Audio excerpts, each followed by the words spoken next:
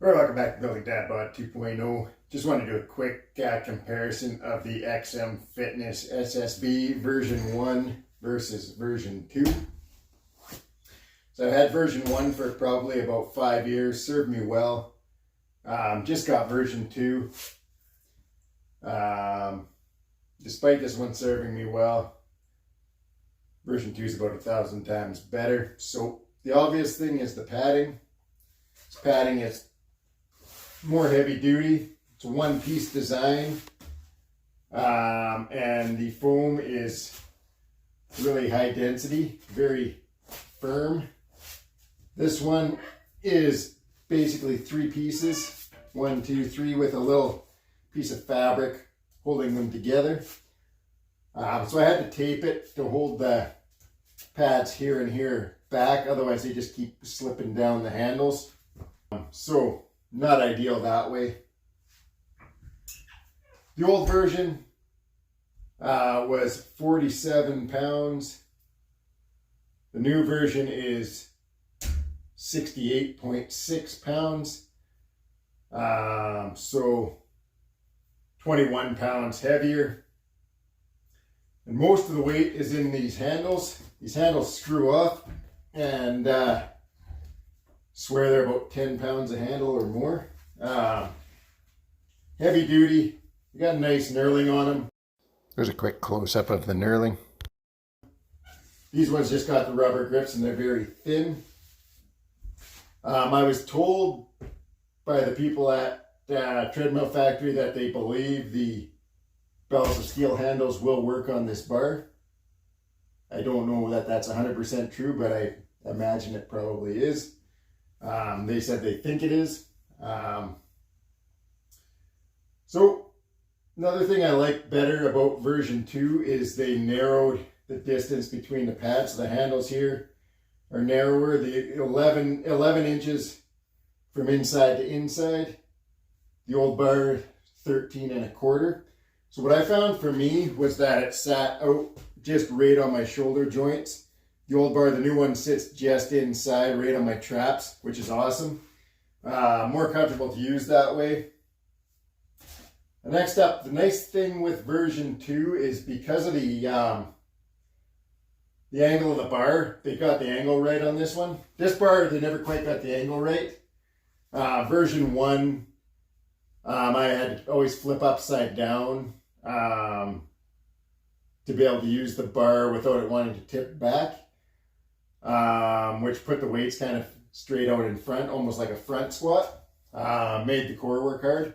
But this one, they got the angle right, and with the heavier handles, it sits really nicely. Let's see if I can get back here. So with this one, I can go hands-free, whether I got weights on it, no weights. So it works awesome for doing things like Hatfield squats where you're holding out in front of you, or I do Bulgarian split squats. I hold onto the rack for balance. Super easy with this bar. Whereas this bar,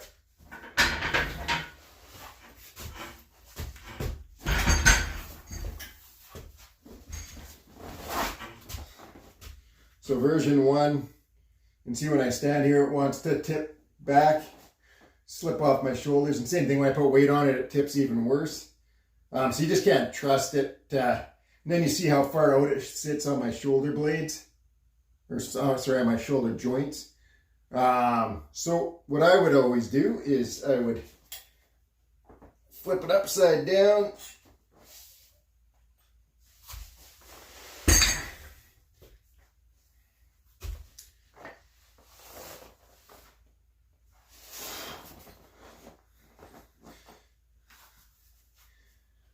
So you can see when I flip it upside down, the sleeves sit out in front. And you can see the bar now angles down like it should, and I can do squats, and it doesn't go anywhere. But it makes the core work hard. Not necessarily a bad thing if that's what you're going for, but for me, a lot of times the core became the limiting factor more so than the legs. Both bars bring the J cups in a little bit. They're 48 inches at the bend. If I put it on my bells of steel monolift attachments, it sits totally fine. They're just slightly narrower. With just these standard wide J cups, it pushes them in a little bit. Not the end of the world. Right, both bars have rotating sleeves. They rotate nicely. Now this one, I believe, is about a 15.5 inch. You can see the sleeves on version 2 are a lot longer. Yeah, 15.5 inches on version 2. 12.5 on version 1. So, especially if you're using bumper plates, you can load a lot more weight on version 2.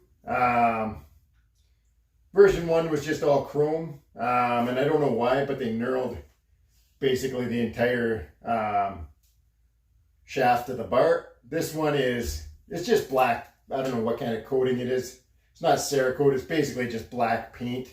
It's already rubbed off in a few spots, but I'm not too worried about that. Both have very smooth sleeves. These ones are slightly ribbed, but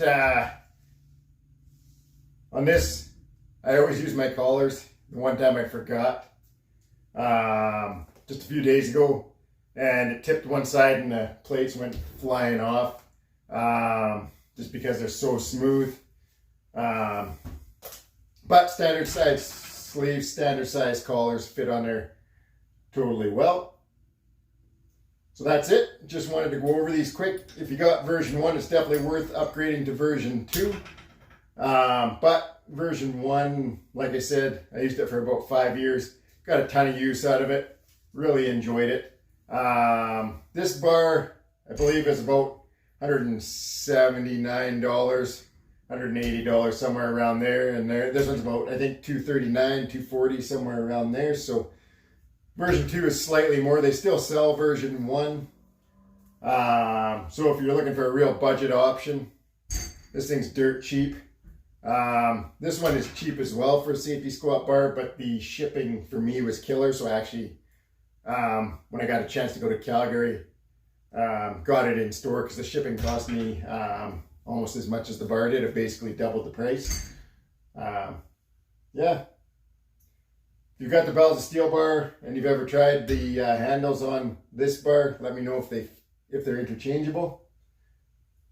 That's it for the review. Thanks for watching. Have a great night.